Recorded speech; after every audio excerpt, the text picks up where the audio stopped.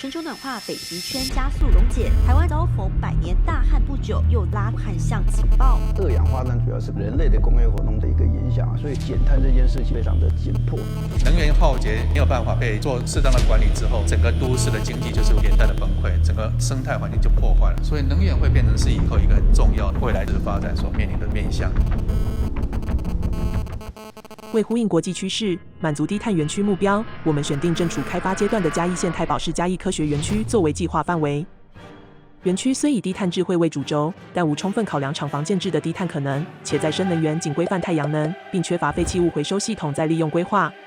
雨水径流直接排出，无驻留回收规划，还忽略周遭截流沟、园区开发后道路车流、自然风等水利、风力资源发电潜力，加上园区内外具备大面积开放空间，但只在选种上忽略固碳效益，且未尝试与周边合作发展碳汇。所以，我们将以现有计划为基础，加一点镁、减一点碳为发展定位，从修补角度调整原计划空间机能分区，提出对应的增能、减排、碳抵换三大主轴下不同配置对策情境，配合情境模拟选择单位减碳量成本及效益最好棒棒的作为最终方案，并考量相关权益关系者可能存在的冲突进行方案研修，借由回馈、补偿、合作策略的方式来达到最小化冲突的低碳美学智慧园区目标。接着就进到园区规划成果展示。我们从这边降落黑，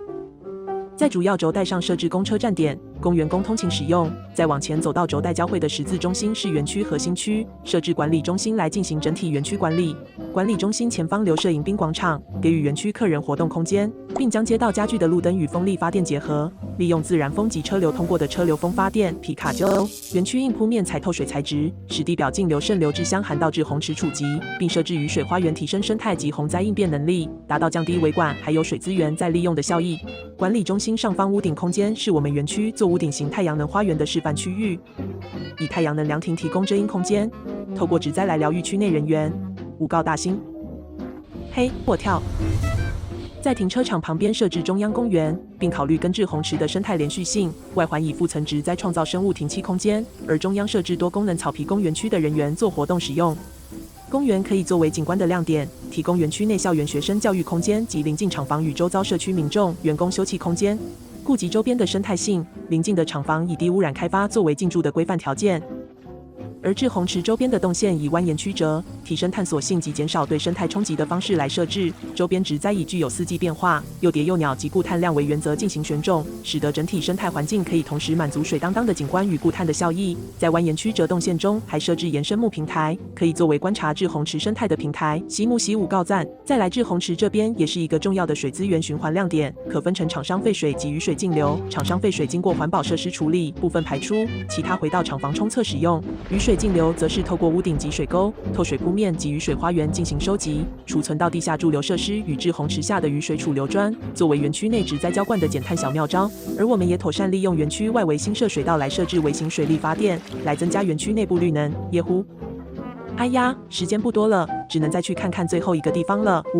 主要道路交界有设置利用减速带振动发电的装置。过头了，某垮丢。而主次道路的公共设施带都有设置雨水花园，在满足完善步行空间的同时，还可以有减碳、治洪、好漂亮的功效，以提升园区韧性。再来，厂房本身以被动式节能搭配垂直绿化，而园区开放空间与公共设施还有增设共享单车站点、电动车充电站，作为园区内关于范畴3的碳抵换、储能设备也设置在园区各处较隐蔽的空间，并且利用植栽遮挡住。再这样不改善生产制成的以增能、减排、碳抵换的手段所做的规划，可以减少近8%的碳，财务上的内部报酬率为3.32%，完全自偿，并且在评估年期为50年的情况下，31年投资即可回收，不愧是兼顾低碳、永续、宜人环境的嘉义低碳美学智慧园区呀。我认为产业成功其实就是我们把空间准备好，时机来的时候，我们要尽全力去掌握，才有可能成功。